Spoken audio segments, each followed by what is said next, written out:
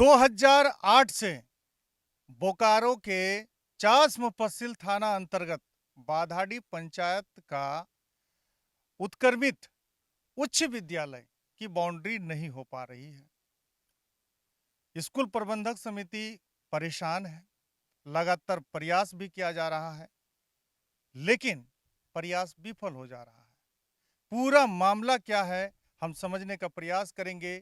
ये वीडियो आप लोग बाधाडी पंचायत के पंचायत भवन से हम दिखा रहे हैं, जहां पर ये तमाम गांव के लोग और समिति जो है स्कूल के, उनके अध्यक्ष बाबू हमारे साथ में है। मामला क्या है, जरा सबको बताइए। मामला ये है कि हमारे जो स्कूल के बच्चे हैं, उस बच्चों ने अतिक्रमण के बारे में हम लोग को पूरा समिति को अवगत कराएं। और मतलब स्कूल की जो जमीन है उसको अतिक्रमण किया गया है कि अतिक्रमण हुआ है? अतिक्रमण किया जा रहा है। अच्छा। तो बच्चों ने हम लोग को आवेदन के माध्यम से अवगत कराएं कि सर ऐसा ऐसा बात है, स्कूल का जो प्रॉपर्टी है उसको अतिक्रमण किया जा रहा है। तो इसके लिए जो शिक्षा समिति बनी हुई है उनको बच्चों ने आवेदन दिए, और आवेदन को हम लोग भी उसको संज्ञान में लेते हुए जितना हमारे जिला के बड़े बड़े अधिकारी हैं, हर ऑफिस में हम लोग आवेदन को पहुंचाएं। ये मामला अप्रैल माह का है। अप्रैल माह से हम लोग हर जगह पहुंचाएं। तो पहुंचाने के बाद हम लोग आवेदन पहुंचाने के बाद 4 दिन बाद, जैसे आवेदन पहुंचाएं अप्रैल में, तो 4 दिन बाद हम एसडीओ मैडम से मिले कि मैडम कितना दूर किया हुआ, क्या करना है उसमें। तो मैडम बोले कि ये ज़मीन तो जीएम लैंड है, गैर मजूर, जिसको खास ज़मीन बोला जाता है। तो एक काम कीजिए, पहले नापी कीजिए। तो मैडम बोली, तो मैडम कैसे नापी होगा? तो बोले कि हम सरकारी आमीन डिपुट करवा दे रहे हैं, आप लोग नापी कर लीजिए। तो मैडम सरकारी आमीन भी डिपुट करवा दिए, नापी भी हुआ शांतिपूर्ण से, हम लोग पत्थर भी गाड़े हैं उसमें। और नापी होने के बाद फिर हम दूसरा दिन मैडम से मिले कि मैडम हम लोग काम करने जाएँ। तो मैडम बोले ठीक है, काम कीजिए, कोई दिक्कत नहीं है, तो सरकारी हम लोग का ज़मीन है और सरकार के स्कूल के लिए ही बाउंड्री हो रही है, उसमें कोई आपत्ति नहीं है, आप लोग काम कीजिए। जब हम लोग धरातल में काम में आए, तो काम में जब आए तो जो अतिक्रमण किए हुए हैं वो भी आदमी आए, बोले कि नहीं मेरे पास कुछ पेपर है। तो फिर हम उसी जगह से मैडम को फ़ोन किए कि मैडम काम में बाधित आ रहा है, जो अतिक्रमणकारी है वो भी आए हुए हैं, बोले मेरे पास कुछ पेपर है, तो कैसे क्या करें? तो मैडम बोले तो आप लोग वहीं रहिए, हम सीओ को तुरंत भेज रहे हैं। तो फिर मैडम सीओ को फ़ोन की, और सीओ तत्काल 10 ही मिनट के अंदर बादाड़ी स्कूल पहुँच गए। तो सीओ बोले क्या हुआ मामला? तो हम बोले सर ऐसा ऐसा बात है, थोड़ा आप देखिए। तो सीओ सर भी बोले कि कहाँ पेपर है आपका, दिखाइए। तो 2008 से वो पेपर नहीं निकाल रहे थे किसी के सामने, लेकिन सीओ जब उस दिन बोले उसको कि नहीं पेपर निकालिए, हमको पेपर चाहिए, क्या आपके पास पेपर है? ये जब जीएम लैंड है, गैर मजरूआ जमीन है, तो आपके पास पेपर कहाँ से आया? हमको पेपर चाहिए। तो पेपर वो लाए, जो भी लाए। तो सीओ सीओ सर हमको बोले कि अध्यक्ष महोदय आप थोड़ा रुक जाइए, हमको 1 हफ्ता का समय दीजिए जाँच के लिए। हम बोले ठीक है सर, जाँच कीजिए आप, लेकिन हम लोग भी अपना तरीके से जाँच करेंगे, हम लोग को भी जाँच करने का एक मौका हम लोग को भी दीजिए। तो बोले ठीक है, 1 हफ्ता का समय ले लीजिए और आप भी जाँच कीजिए अपना तरीके से, हम लोग भी जाँच करते हैं। तो उसी जब सीओ का संज्ञान में जब पेपर चला गया, और आज इतना दिन भी हो गया, लेकिन अभी तक सीओ सर एसडीओ मैडम को कुछ रिपोर्ट नहीं भेजे हैं अभी तक। हम एसडीओ मैडम से बराबर मिलते हैं, तो मैडम को हम पूछते हैं कि मैडम क्या हुआ मामला? तो मैडम बोल रहे कि सीओ सर थोड़ा बिजी थे, तो नहीं रिपोर्ट आया, तो फिर हम फ़ोन बात कर लेते हैं, क्या बोलते हैं, फिर हम आपको बता देंगे। तो फिर हम कुछ दिन बाद फिर गए, मैडम क्या हुआ?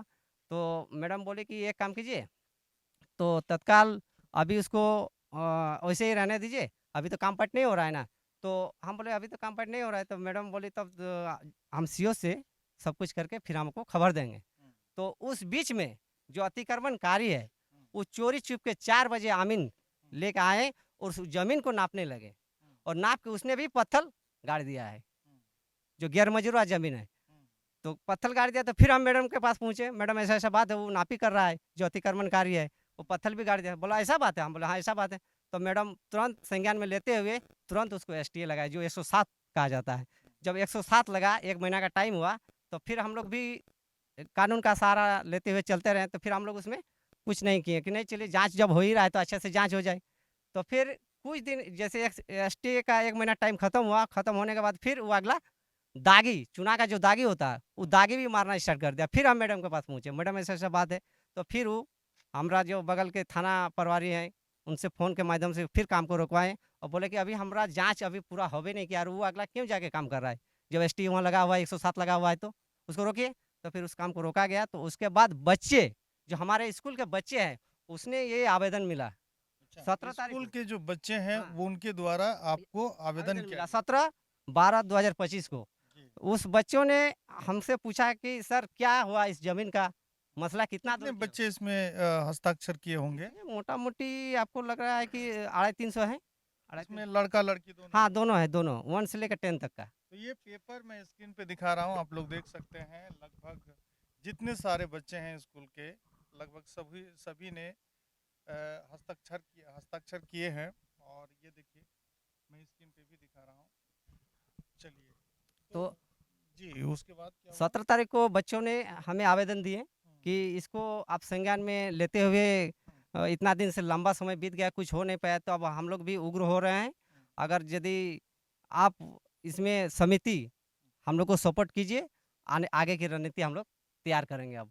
तो आवेदन मिला, तो इस आवेदन को हम लेते हुए फिर हम एक आवेदन देना फिर जितने भी बड़े-बड़े अधिकारी हैं, सबको पहुँचा रहे तो हैं। जितने भी बड़े बड़े अधिकारी हैं, एक बार पुनः हमारी स्क्रीन पे देखिए, सबको आवेदन दिया गया है मामला को निपटारा के लिए। हमारे बीच में इसी पंचायत के मुखिया जी हैं, और सबसे बड़ी बात है कि इसी गांव के रहने वाले हैं, स्कूल के बगल में रहते हैं। मुखिया जी बताइए कि इन्होंने और बच्चों ने और जो भी अधिकारी के द्वारा जो भी रिपोर्ट सौंपी गई है, क्या स्कूल की जमीन अतिक्रमण हो रही है या कोई कर रहा है कि नहीं कर रहा है? आज सुबह हम गए थे स्कूल, सर लोग हमको बुलाए, बोले कि देखिए नापी यहाँ तक अपने आप मैंने किसी को अपने मन मर्जी से लोग नापी उपी करके पाथर उथर गाड़ के देखे, अभी चूना उना का दागी उगी दिया हुआ है। तो जैसे कि स्कूल बंद रहता है उस टाइम तो नहीं होना चाहिए, कम से कम जो स्कूल चल रहा है उस पीरियड में अगर नापी उपी होता तो बढ़िया रहता, लेकिन वैसा नहीं हुआ। तो सुबह हमको बुलाया गया था, हम बोले ठीक है देखते हैं, बात करते हैं। और फिर हम लोग का जो कमेटी अभी जो है स्कूल का जो जितना है मेंबर लोग सब अभी एक तुरंत हमको बुलाया गया कि भाई कहाँ आया, तो हम बोले तलगुड़िया मोड़ में हम आ रहे हैं। तो अभी आए, और जैसा होगा चलेंगे आगे तरफ, देखेंगे बात नहीं, करेंगे। विदेशी जी, ये हमको बताइए कि आप इसी गांव के रहने वाले हैं, स्कूल की जमीन जो है कि गैरमजरवा खास है, उसको अतिक्रमण किया जा रहा है कि उसके पास में कोई पेपर है, ये आपको जानकारी है कि पेपर हमको तो हम लोग नहीं देखे हैं अभी तक, और वो कौन पेपर दिखा रहा था सीओ सर, वो लोग जो देखने वाला है अधिकारी लोग, तो अभी तक तो वो लोग तो भी जांच में नहीं बोला कि कागज सही है। उन्हें वो कागज जैसे कि गैरमजरूआई जमीन ठो बता रहा है सब। तो ये रामू की अगर बात माने तो सीओ साहब एसडीओ मैडम को रिपोर्ट देने में देरी कर रहे हैं। अब इस मामला को देखते हुए हमारे अन्नू भाई बालीडी से पहुंच गए हैं यहाँ पे। बिना शिक्षा का आप ना राज्य का विकास कर सकते हैं, ना देश का विकास कर सकते हैं। और शिक्षा, अच्छी शिक्षा मिले, बच्चों को सुविधा मिले, किसी तरह की परेशानी ना हो, इसको लेकर कहीं ना कहीं समिति हो या गांव के लोग हो या मुखिया जी हो, सबों ने ये कहा कि भाई बाउंड्री होनी चाहिए, हमारे बच्चे जहां पढ़ते हैं उनको जो भी सुविधा होनी चाहिए वो मिलनी चाहिए। अनु जी क्या कहिएगा इस मामला को, जरा इधर आ जाइए आप। सबसे पहले तो ग्रामीण टीवी के जितने भी दर्शक हैं उनको मेरा जोहार रहेगा। और ये जो मामला है ये काफ़ी संवेदनशील मामला है। इस चीज़ को समझने की आवश्यकता है कि एक सवाल खड़ा हो रहा है, बहुत गंभीर सा सवाल खड़ा हो रहा है कि सरकार की संपत्ति है, सरकारी स्कूल है, इसका मतलब है वो सरकार की ही संपत्ति है, और सरकार की संपत्ति को जो है सरकार ही नहीं बचा पा रही है। ये अपने आप में बहुत बड़ा सवाल है।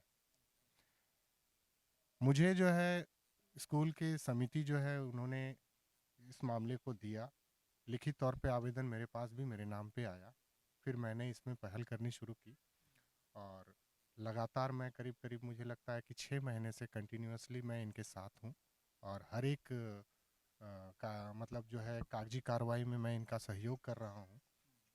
और उसमें मैंने पाया कि जिन्होंने अतिक्रमण करके रखा है उनके तरफ से जो कागजात प्रस्तुत किए गए हैं जांच के लिए, तो उस जांच में मैंने पाया कि 2 जनवरी 2009 का एक सीओ कार्यालय के तरफ से ही जांच हुआ था। उस जांच में एक रिपोर्ट तैयार की गई सीओ कार्यालय की तरफ से, और उस रिपोर्ट में ये साफ तौर पे कहा गया है कि ये जो जमीन है फलाना फलाना आदमी के द्वारा जो है अतिक्रमण किया गया है। अब मैंने जो उन्होंने कागजात जो जमा किया था उस कागजात को जब मैंने स्टडी किया, तो मैंने पाया कि भाई 2 जनवरी 2009 को अंचल कार्यालय से लोगों ने जांच करके क्लियर कर दिया कि ये अतिक्रमित जमीन है। उसके बाद 4 दिन के बाद, आश्चर्यजनक है, ये दुर्भाग्य होगा हमारे झारखंड का, और खासकर अंचल में इस तरीके की जो भ्रष्टाचार जो अंचल में व्याप्त है उसको उजागर कर रहा है ये मामला।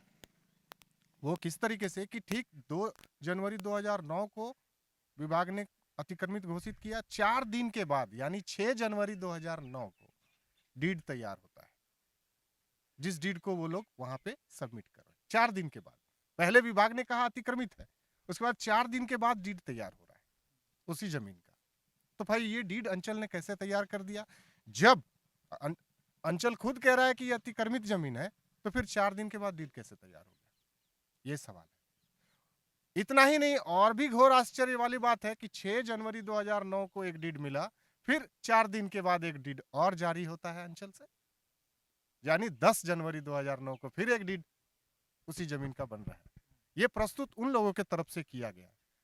तो ये जो मैं देख रहा हूं, तो इन सब चीजों को देखकर ये समझ में आ रहा है कि अंचल कार्यालय पूरी तरह से भ्रष्ट हो चुका है। अगर भ्रष्ट नहीं होता तो अंचल कार्यालय 2 तरीके की बातें कैसे करेगा? एक तरफ वो कह रहा है अतिक्रमित जमीन है, दूसरी तरफ वो डीड पे डीड जारी कर रहा है, और जिस डीड को लेकर के जो है अतिक्रमणकारी जो कह रहे हैं कि मेरे पास भी कागजात है। तो ये सोचने वाली बात है। ग्रामीण टीवी के माध्यम से मैं पूरे झारखंड के और पूरे शिक्षा जगत के लोगों को, पूरे प्रशासन और शासन को मैं ये जानकारी दे रहा हूँ। इसकी ग्रामीण टीवी के माध्यम से जो लोग ग्रामीण टीवी देख रहे हैं, जमीन का मामला है, पेचीदा मामला है, मैं दूसरे पक्ष का भी वीडियो दिखाऊंगा भैया, ये याद रखिएगा, क्योंकि इन लोगों की तरफ से ये कहा जा रहा है कि अतिक्रमण जमीन को किया जा रहा है। अगला का क्या दावा है मैं वो भी दिखाऊंगा। तब तक आप लोग अब तक जो वीडियो को देख रहे हैं, समझ रहे हैं, अपना लाइक कमेंट जरूर रखिएगा। जी अन्नू भाई, शॉर्ट में आते हैं।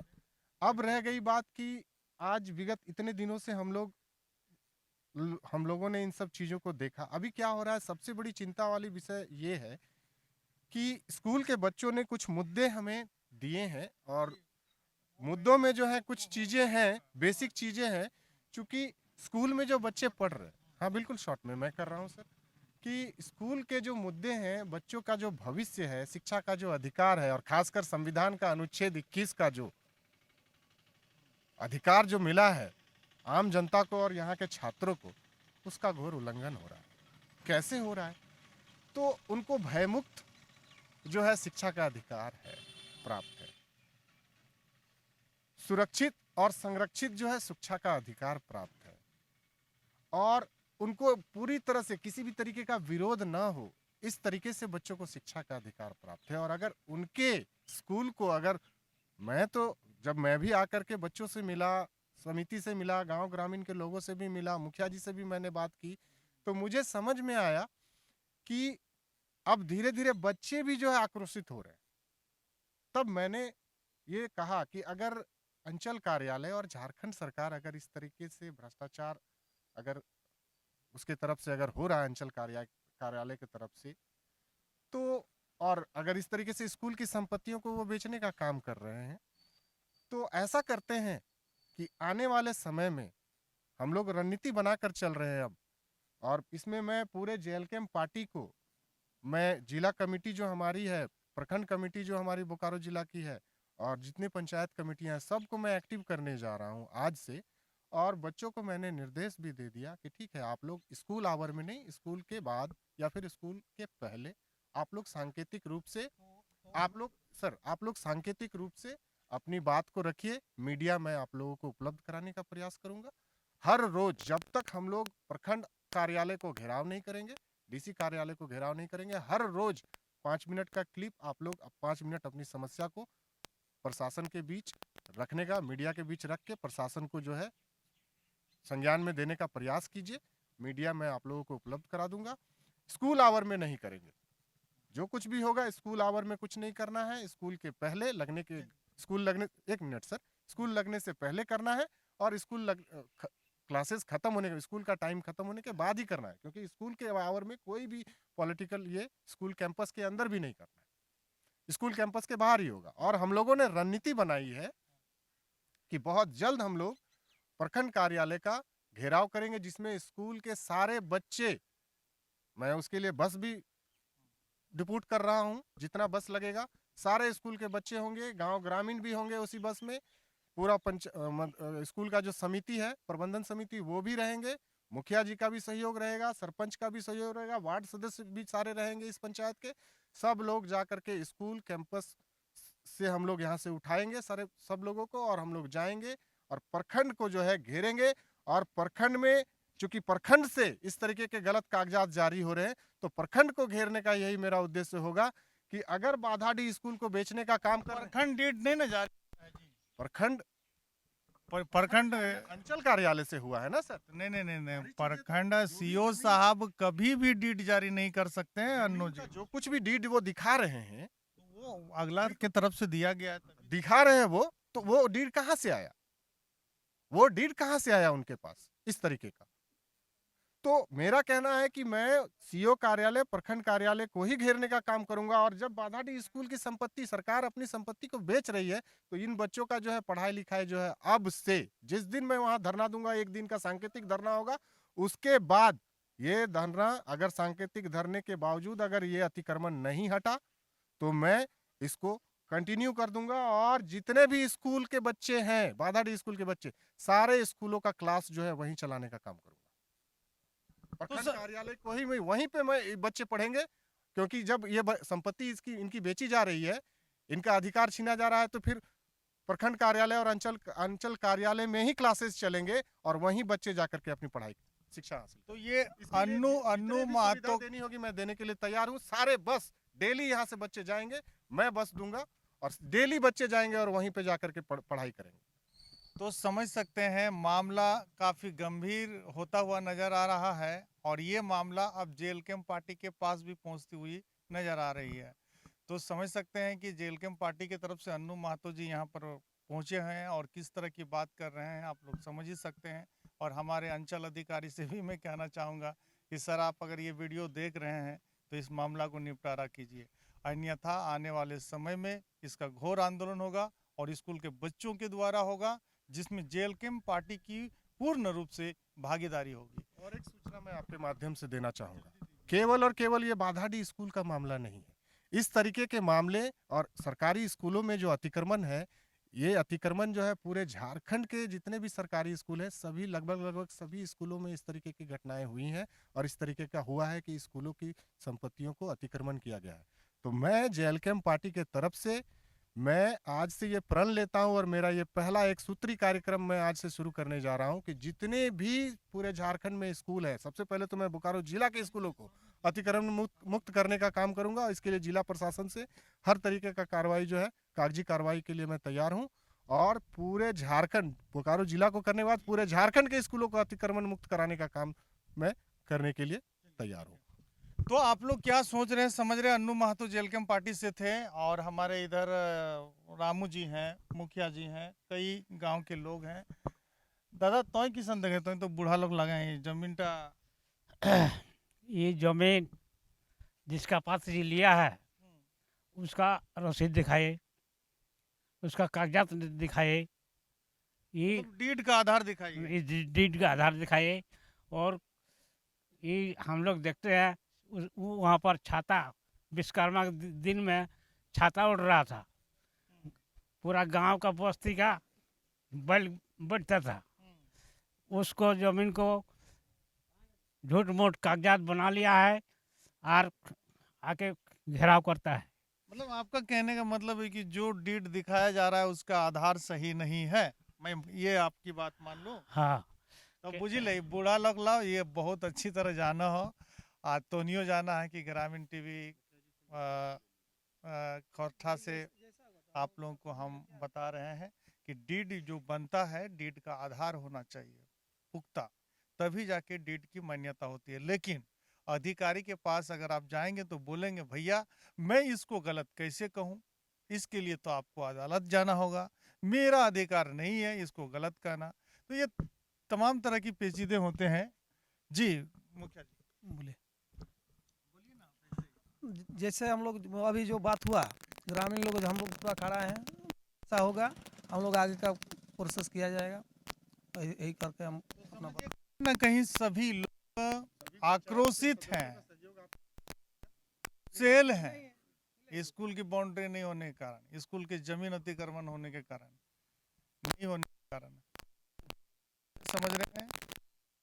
रखिएगा, वीडियो जन तक पहुंचाइएगा ताकि बच्चा पढ़ेगा, राज का विकास होगा। इसी का साथ दीजिए। अपने छोटे भाई को इजाजत। जोहार, जय झारखंड।